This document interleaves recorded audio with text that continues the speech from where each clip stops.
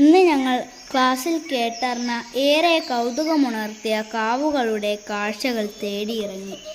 പക്ഷി നിരീക്ഷകനായ പ്രശാന്ത് മാഷിൻ്റെ കൂടെയാണ് ഞങ്ങൾ ആദ്യത്തെ ദിവസം കാവ് സന്ദർശിച്ചത്.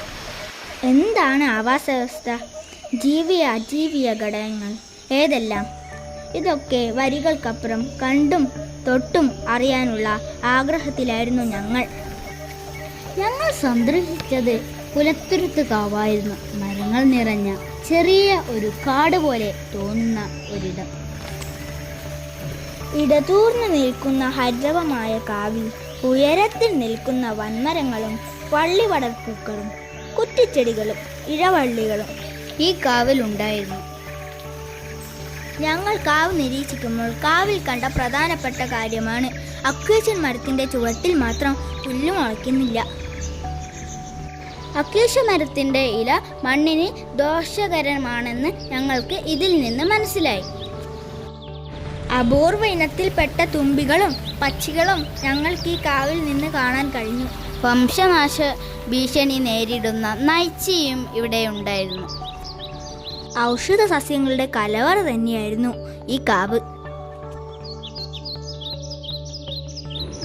ശതാവരി, കുറുന്തോട്ടി, തുളസി, നിലനാരം, മൂക്കുറ്റി, പൂവാങ്കുരുന്നില്ല, ആടലോടകം, മഞ്ഞൾ, അശോകം, കടുക്ക, താനിക്ക, നെല്ലിക്ക തുടങ്ങിയ ഇനം ഔഷധ സസ്യങ്ങൾ തിരിച്ചറിയാനും അവയുടെ സവിശേഷതകൾ മനസ്സിലാക്കാനും കഴിഞ്ഞു. ഏതോ ഒരു പക്ഷിയുടെ കൂട് ചില്ലയൊടിഞ്ഞ് താഴെ വീണ് കിടക്കുന്നത് ഞങ്ങൾ കണ്ടിരുന്നു.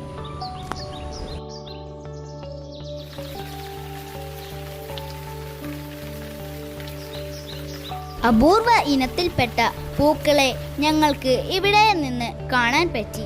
പൂവിൽ നിന്ന് കായിലേക്കുള്ള മാറ്റം ഞങ്ങൾക്ക് നേരിട്ട് കണ്ടറിയാൻ കഴിഞ്ഞു. കാവിനോട് ചേർന്നുള്ള വിശാലമായ ചതുർപ്പ് പ്രദേശം ജലസസ്യങ്ങളുടെയും മത്സ്യങ്ങളുടെയും ആവാസ കേന്ദ്രമാണ്.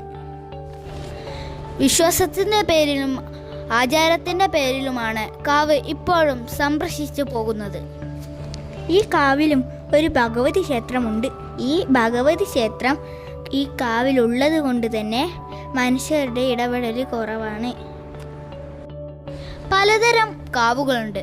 കാളിക്കാവുകൾ, നാഗക്കാവുകൾ, പൂമലക്കാവുകൾ, അങ്ങനെ പലതരം കാവുകൾ ഇപ്പോഴും നിലനിൽക്കുന്നുണ്ട്. 1827 തിരുവിതാംകൂർ സെൻസസ് റിപ്പോർട്ട് പ്രകാരം അന്ന് കേരളത്തിൽ 15,000-ഓളം കാവ്